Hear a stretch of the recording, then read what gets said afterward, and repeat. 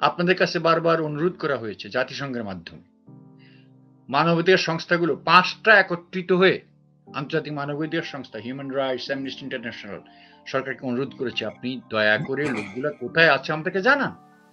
জাতিসংঘ বারবার বলেছে, আপনি সেগুলো প্রত্যাখ্যান করেছেন। এখন কথা হচ্ছে নিরাপত্তা পরিষদের তো কিছু সদস্য আছে।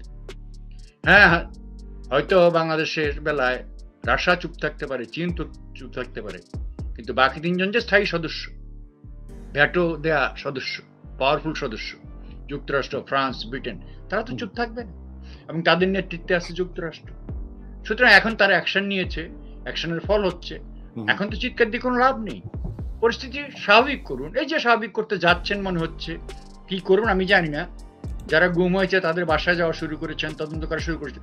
তদন্ত কি আর করবেন? ওরা তো আপনার কাস্টডিতে আছে, কিছু কিছু মেরে ফেলেছেন, কিছু আপনাদের ছেলে আছে, যেমন এই যে বললাম লেফটেন্যান্ট হাসিনুর রিজার্ভাই ছেলে ছিল, 19 মাস 7 দিন ছিল সে রিজার্ভাই ছেলে।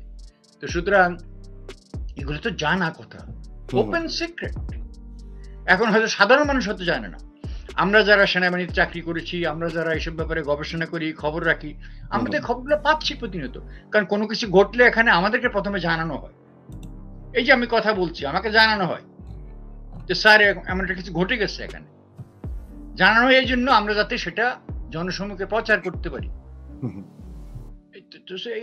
সরকার তার দলের উপরও নিয়ন্ত্রণ নেই, ব্যুরোক্রেসির উপরও নিয়ন্ত্রণ নেই, কোনোখানে নিয়ন্ত্রণ নেই যে আমরা সেটা টের পাচ্ছি। আপনি দেখুন, ইউএনও নির্বাহী অফিসারদেরকে আনসার দিয়ে পাহারা দেওয়া হচ্ছে বন্দুক সহ। আইবি নিজে বলছে যে তৈমুর সাহেব তোর শামীম ওসমানের ক্যান্ডিডেট। আরে শামীম ওসমান শাড়ি বানিয়ে, নতুন শাড়ি কিনে দেখাচ্ছে আমার বোনের জন্য রেখে দিলাম। অন্তর্গত সত্য হলো, যেটা বারবার বলছি, 33% লোকের ঘরে খাদ্য নেই। এই যে আত্মহত্যাগুলো হচ্ছে একমাত্র কারণ অভাবে সংসারে এতটা অশান্তি নেমে এসছে যে স্বামী স্ত্রীর কলহ, সন্তানকে খাবার দিতে পারছে না, সেগুলো থেকে এসব জিনিসের জন্ম হচ্ছে। পরকীয়া প্রেমের যে ব্যক্তি, এরও আরেকটা কারণ, আমার ঘরে খাবার নেই। আপনি তো জানেন না সে পরকীয়া কেন হয়েছে।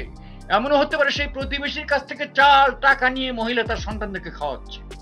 তো এইভাবে একটা সম্পর্ক হয়ে যাচ্ছে। স্বামী বিদেশ আছে, হয়তো এনাফ দিতে পারছে না, বা স্বামী রংপুরের স্বামী ঢাকায় রিক্সা চালাচ্ছে, কিন্তু ফ্যামিলিকে টাকা দিতে পারছে না সেভাবে। কারণ একটা রিক্সাওয়ালা ঢাকায় আজকে এই কোভিডের মধ্যে কয় টাকা আয় করছে বলুন। সমাজ বিজ্ঞানের দৃষ্টিভঙ্গিতে আমাকে জিনিসগুলো দেখতে হবে। এইভাবে যখন আপনার হাহাকার বেড়ে যায়, আইন শৃঙ্খলার অবনতি ঘটে, আপনার আত্মহত্যার প্রবণতা বেড়ে যায়, এই যে পরকীয়া এবং বিভিন্ন ব্যভিচার বেড়ে যায়, ধর্ষণ, আপনি চিন্তা করুন ধর্ষণ কি পরিমাণ। দর্শন কখন কোন মানুষ করে, একটা মনোবিজ্ঞানীকে আপনি জিজ্ঞেস করুন। কমপ্লিটলি মেন্টালি ডিরেলড একটা মানুষ করে এটা। তাহলে এত মানুষ কেন মেন্টালি ডিরেলড হবে বাংলাদেশে? শিক্ষক ছাত্রীকে দর্শন করছে, মসজিদে ইমাম দর্শন করছে, পুলিশ ধর্ষণ করছে, সবাই ধর্ষক, আমরা দর্শক হয়েছে। এই যে বিষয়গুলো, এগুলো আমাদেরকে তলিয়ে দেখার ব্যাপার আছে। এখন কথা হলো, একটা সরকার কি সব সমাধান করতে পারবে? কোভিডটা একটা বিরাট আঘাত এনেছে, আমরা তার জন্য গ্রেস দেব সরকারকে, সার্টেনলি। বাট আমাদের কথাগুলো একটা পার্সপেক্টিভে ফেলতে হবে। প্রথম কথা হলো, এই ধরনের অস্থিরতা হয় কি সমাজে, একটা সময় আসে, যেহেতু বাংলাদেশে নির্বাচনটা ছিল প্রশ্নবিদ্ধ, সরকারের বৈধতা নিয়ে প্রশ্ন আসছে, সবচেয়ে বড় কথা সরকার তার দলের উপরও নিয়ন্ত্রণ নেই, ব্যুরোক্রেসির উপরও নিয়ন্ত্রণ নেই, কোনোখানে নিয়ন্ত্রণ নেই যে আমরা সেটা টের পাচ্ছি। আপনি দেখুন, ইউএনও নির্বাহী অফিসারদেরকে আনসার দিয়ে পাহারা দেওয়া হচ্ছে বন্দুক সহ। তাদের উপরে লোকাল যে এমপি, ইউএন মানে উপজেলা চেয়ারম্যান, আওয়ামী লীগের যে নেতা, তারা আক্রমণ করছে একের পর এক। এই যে কিসিঞ্জার আক্রমণ করলো, এখন পুলিশ বলছে এনাফ এভিডেন্স নেই ওকে চার্জ করার জন্য, ইনি প্রধানমন্ত্রী আত্মীয়, সুতরাং এখানে আর কিছু হবে না। এইভাবে প্রত্যেকটা এলাকায় আওয়ামী লীগের নেতারা স্থানীয় প্রশাসনকে কাজ করতে দিচ্ছে না। প্রশাসনের উপর কোনো খুব একটা দখল নেই সরকারের। আপনি দেখুন, দলের উপরে কোনো দখল নেই। আপনি নারায়ণগঞ্জের নির্বাচনটা আপনি দেখুন, আইবি নিজে বলছে যে তৈমুর সাহেব তোর শামীম ওসমানের ক্যান্ডিডেট। আরে শামীম ওসমান শাড়ি বানিয়ে, নতুন শাড়ি কিনে দেখাচ্ছে আমার বোনের জন্য রেখে দিলাম, সে উপর দিয়ে দেখাচ্ছে আমি আইবিকে সাপোর্ট দিচ্ছি, আইবির সাথে তার সাপে নেউলে সম্পর্ক। এবং কেন্দ্রীয়ভাবে নানকের মতো লোক বলছে যে কোনোদিন যেন শামীম ওসমানে নৌকা নিয়ে নির্বাচন করতে না পারে, আমরা সেটা এনশিওর করব। নারায়ণগঞ্জের ছাত্রলীগের কমিটি বিলুপ্ত করা হয়েছে বিকজ তারা আওয়ামী লীগের পক্ষে মিছিল করতে যাচ্ছে না। এখন এই ধরনের পরিস্থিতি দলের উপর নিয়ন্ত্রণ নেই, প্রশাসনের উপর নিয়ন্ত্রণ নেই।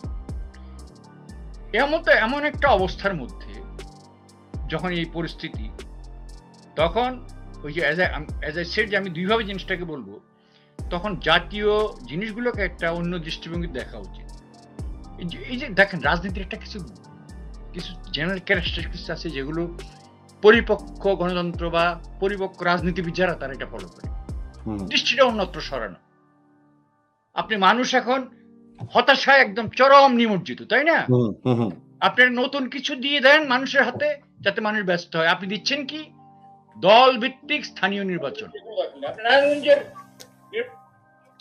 আপনি দিচ্ছেন কি? দল ভিত্তিক স্থানীয় নির্বাচন।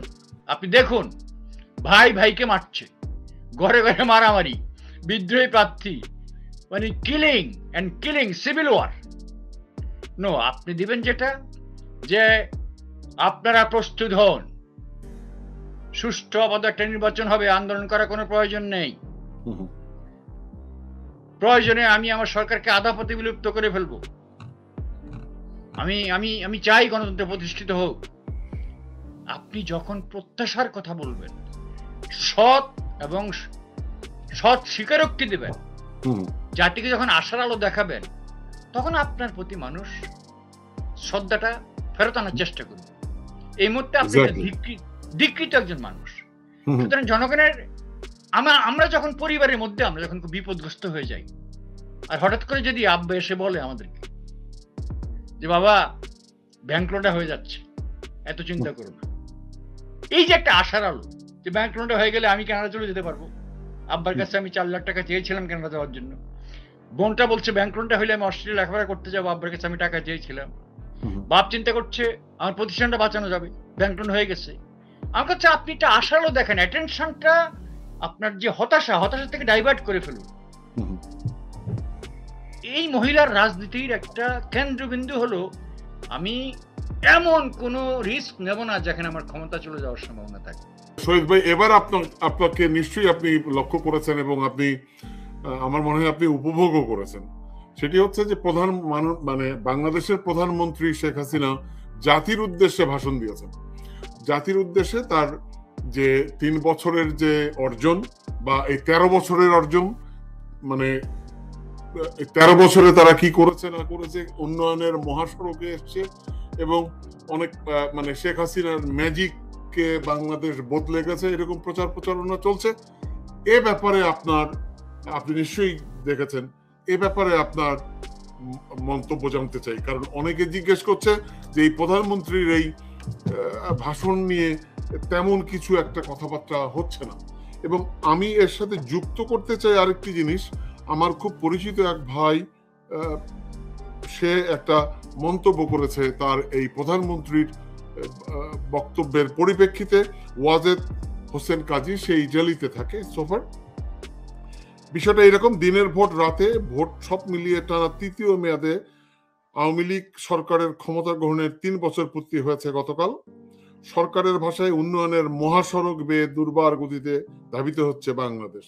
সরকারের কর্তা ব্যক্তিরা যাই বলুক, মেগা প্রজেক্টের নামে উন্নয়ন, মাথাপিছু আয় আর প্রবৃদ্ধির চাপে দেশের জনগণ এখন চিরাচ্যাপ্টা। তবে সরকার কিন্তু পূর্ণ বিজয়ের বেশে। আইয়ুব শাহী এবং এরশাদ শাহী উন্নয়নের চাপেও একই রকম চিরাচ্যাপ্টা হয়েছিল জনগণ। এই 2 জেনারেল সাহেবেও কিন্তু নিজেদের বিজয়ী ভাবতেন। জনগণের অর্থকে সরকারের মনে করছে নিজেদের অর্থ, সেই অর্থে লুটপাটের নামে দেশে উন্নয়নের কথা বলে যা খুশি তা করায় কোনো দ্বিধা নেই সরকারের। সরকারের দৃষ্টিতে যেটা তাদের বিজয়, সুশাসনবিহীন সেই বিজয়ী হচ্ছে সাধারণ মানুষের প্রতিক্ষণের যন্ত্রণার কারণ। সো আপনি কি বলবেন? কাব্য আছে লেখার মধ্যে, বিষয়বস্তু কিন্তু সরস, আমি বলবো সাংবাদিক হিসাবে। বাট কথা হচ্ছে, আমি এই প্রধানমন্ত্রী যে বক্তব্য 3 বছরের মাথায় বক্তব্য দিতে হবে কেন? প্রথমত আমরা বাংলাদেশে কতগুলো জিনিস আবিষ্কার করি, ঠিক আছে, প্রথম 100 ডেজ একটা আসে। আমরা তো পত্রিকায় কাজ করি, একটা আসে প্রথম 100 ডেজ। আচ্ছা, এখন কথা সেটা কি, সরকার তো নতুন না ক্ষমতায়, এখন যেহেতু একটা জিনিস এত পুরানো বাসি, কারণ ক্রমাগত 3 টার্ম ক্ষমতায়, এখানে 100 ডেজ 200 ডেজ 3 ইয়ার্স এগুলা কিন্তু নিতান্তই অপ্রাসঙ্গিক বলে আমি বলবো, বাড়াবাড়ি। আর আরেকটা জিনিস হলো, একটা সরকার যখন তার বৈধতা না থাকে, তাকে জনসমক্ষে এসে এইভাবে ঢোল পিটাতে হয় না। কারণ হচ্ছে কি, আপনি দেখুন প্রধানমন্ত্রী হেডলাইন, এর নিচে প্রত্যেকটা কমেন্ট হলো নেগেটিভ। তো ঢোল পিটে লাভটা হচ্ছে কি? তাইলে আপনি নিজের অপমানটা টেনে নিয়ে আসছেন। যাই হোক, আমি দুভাবে দেখবো জিনিসটা। প্রথমত অবশ্যই একটা সরকারের সাফল্য থাকে, এটা সরকার অনেক উন্নয়নমূলক কর্মকাণ্ড করে, সেটা কিন্তু আপনি ওই জিনিসটা বলা যায়, আমি আপনার কাছে জানতে চাচ্ছি আমাদের দর্শকদের জন্য, যে এই পুরো যে ওনার ভাষণ, এই ভাষণের নতুনত্ব কি ছিল? আমি আপনাকে বলছি, আমার কাছে সবচেয়ে বেশি যেটা, আমি তো মিডিয়াতে যতটুকু দেখেছি বা ভাষণের, সবচেয়ে খারাপ লেগেছে একটা জিনিস, তিনি অনেকগুলো দাবি করেছেন, যে দাবিগুলো আপনার কোনো যৌক্তিক প্রমাণ নেই, কোনো দলিল নেই। এবং যেমন, আমি দেশকে খাদ্যে স্বয়ংসম্পূর্ণ করেছি, এই মুহূর্তে বাংলাদেশ চাল আমদানিতে বিশ্বের 2য় বৃহত্তম। আপনি দেখুন, চীনের পরে আমরা। 26% ইনক্রিজ হয়েছে ইম্পোর্ট, আমাদের ফুড ইম্পোর্ট। এই রয়টার রিপোর্ট করেছে, এগুলো কিন্তু শুধু স্থানীয় রিপোর্ট তা নয়। রয়টার 3-4 দিন আগে নতুন বছর রিপোর্ট করেছে যে এই বছরের সরকারের পরিকল্পনা, ভিতরের খবর কিন্তু, সরকারের পরিকল্পনা 2 মিলিয়ন মেট্রিক টন খাদ্য আমদানি করবে, চাল আমদানি করবে। এখন কথা হচ্ছে কি, আমাদের প্রধান খাদ্য হলো চাল, কিন্তু প্রধানমন্ত্রী বলেছেন আমি দেশকে খাদ্যে স্বয়ংসম্পূর্ণ করেছি। আপনি দেখুন, এই ধরনের স্ট্যাটিস্টিক্সের পরিসংখ্যান, এবং বাংলাদেশ ব্যুরো অফ স্ট্যাটিস্টিক্সের রিপোর্ট, আমাদের বাংলাদেশ ব্যাংকের রিপোর্ট, এবং as I said Reuters report, একাধিক রিপোর্টের মাঝখানে উনি যখন বলেন যে আমি দেশকে খাদ্যে স্বয়ংসম্পূর্ণ করেছি, তখন কিন্তু অন্তঃসার শূন্য হয়ে যায়, মিথ্যাবাদ, মানে সোজা বাংলায় বলতে গেলে মিথ্যাবাদ হয়ে যায়।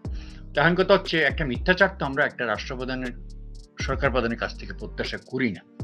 আমরা চাই আমাদের নেত্রী হবেন একটা মডেল, একটা আইডল, তার কথা যেটা সেটা দলিল থাকবে কথা বলার। তিনি যা করেছেন সেটা দাবি করেন, তিনি যা করেননি সেটা দাবি করা উচিত না। তো তিনি যদি বলেন আমি বিধবা ভাতা চালু করেছি বা বিধবা ভাতা শুরু করেছি, অথবা ধরুন স্কুলে আমি এই জিনিসটা দিচ্ছি, যেটা উনি করেছেন সেটা বললে কেউ কিন্তু চ্যালেঞ্জ করবেন। কিন্তু উনি তো হঠাৎ করে বলে ফেলেন, এই যে অর্থমন্ত্রী বলল বাংলাদেশে মুদ্রাস্ফীতি নেই, আজকে রিপোর্ট বেরিয়েছে 12 ঘন্টা আগে, Bangladesh bureau of statistics, a government institution, যেটার উপর শুধু আমরা জাতীয়ভাবে নির্ভর করছি না, ইভেন ওয়ার্ল্ড ব্যাংক থেকে আরম্ভ করে আন্তর্জাতিক সংস্থাগুলো পর্যন্ত বিবিএস কে কোট করে, বিকজ এর বাইরে তথ্য পাওয়ার কোনো উপায় নেই আমাদের। ব্যুরো অফ স্ট্যাটিস্টিক্সের কাজ হলো বাংলাদেশের সমস্ত বিভাগের তথ্যগুলা সন্নিবেশিত করা। বিবিএস এর তথ্য অনুসারে ডিসেম্বরে মুদ্রাস্ফীতি ছিল, বিগত ডিসেম্বরে 6.5%। অর্থমন্ত্রী বলেছেন বাংলাদেশে কোনো মুদ্রাস্ফীতি নেই। তো এইভাবে যে তথ্যগুলো সরকার থেকে আসে, একদম মিথ্যা তথ্য। আমার কথা হচ্ছে কি, এই মিথ্যাচারিতার তো কোনো প্রয়োজন নেই, আপনার যা আছে সেটার উপরে থাকুন। আর এত বেশি ডেটা স্ট্যাটিস্টিক্স নিয়ে হাতাহাতি করতে যান কেন?